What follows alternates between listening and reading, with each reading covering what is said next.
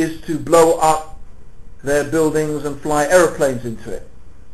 Okay, let's leave aside the issue of whether this constitutes something that is legitimate at all in Islam, but let's just take it from the angle of what benefit has this brought about as opposed to the harm.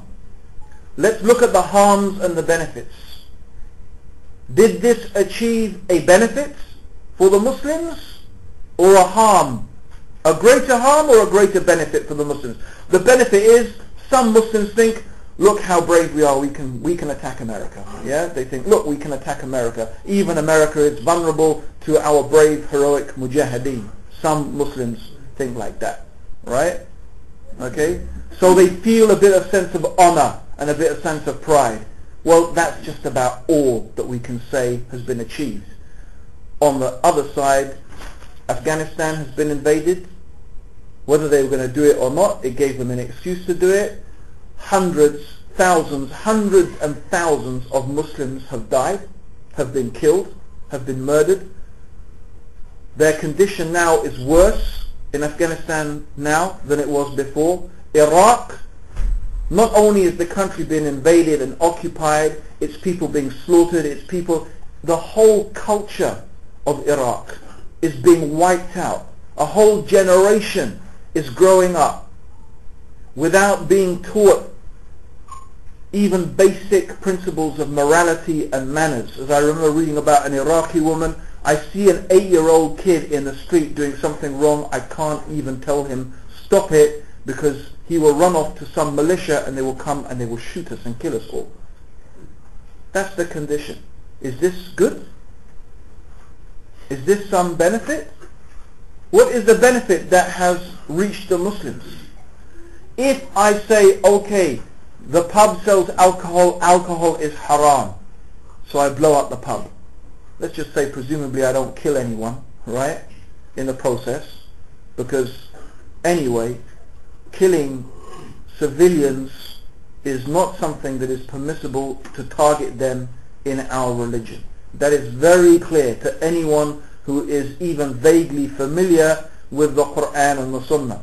Even those who justify it, if you look to their arguments, they try to bring arguments in order to overcome those texts of the Quran and the Sunnah.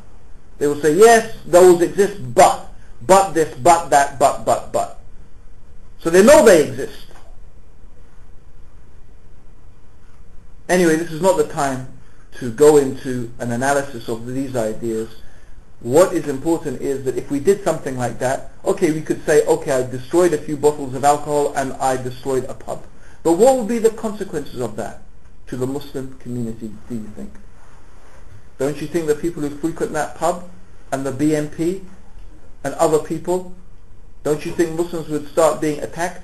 Maybe even the mosque might be burnt down in revenge. The government, the police, the consequences of all of those things upon the Muslims would far outweigh, the evil would far outweigh any small benefit that you might have done from breaking a few bottles of alcohol. So the Ahlul Sunnah wal Jama'ah, their principle is that when we want to change an evil, we must not create a bigger evil, because then what you have done is you have enjoined evil and forbidden good. The purpose is to maximize the good and to minimize the evil. Now you can apply that in any situation, in a large situation or in a small situation, right? So maybe you're giving dawah to somebody. Maybe you want to talk to them about Islam. But that person, the time you're choosing to talk to them is not appropriate.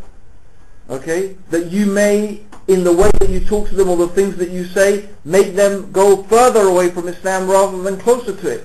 So you can apply these type of principles, okay, in every situation.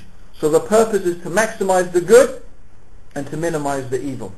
Similarly, you may want to bring about some good. You may want to bring about some benefit. Okay? Oh, I want to bring this benefit to the Muslims and I want to bring that benefit to the Muslims. But the method that you use to do it actually ends up removing many more beneficial things. This is a trick of shaitan, even in your own personal life, for example. Shaitan would love to make you do a good deed. Yes? Do you know that? If the good deed that he makes you do has less reward than the good deed that you originally intended. So you have there's an option of doing two good deeds. One has a bigger reward, one has a lesser reward. Shaitan will try to make you do the one with less reward. Right? So similarly, when we want to bring about some good, right, we must also make sure that we don't destroy a greater good. This is a principle that we have to apply in enjoining what is right and forbidding what is wrong.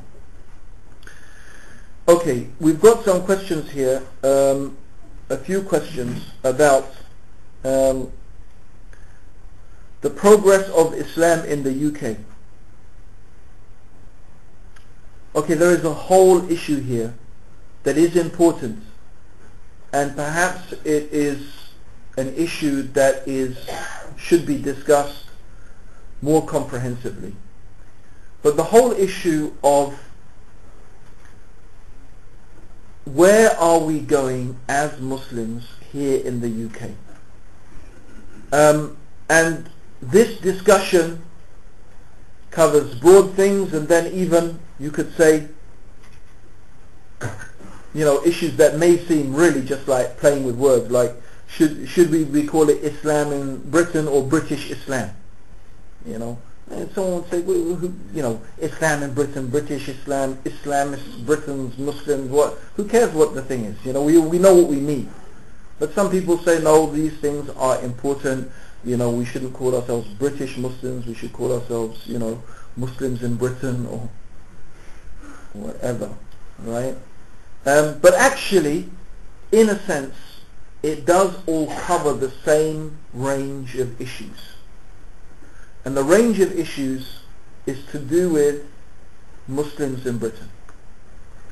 Actually, brothers and sisters, this really deserves a separate discussion. Because we do, as Muslims, as Muslims in Britain, or as British Muslims, whatever, I don't think it matters, okay? But we do have to have a really good look at ourselves. We do have to really analyze ourselves as communities, as individuals, as families, and we have to think about our attitudes and our concepts and our approach, because many of us, and this is a generalization, but I think it is true, that many of the first generation Muslims that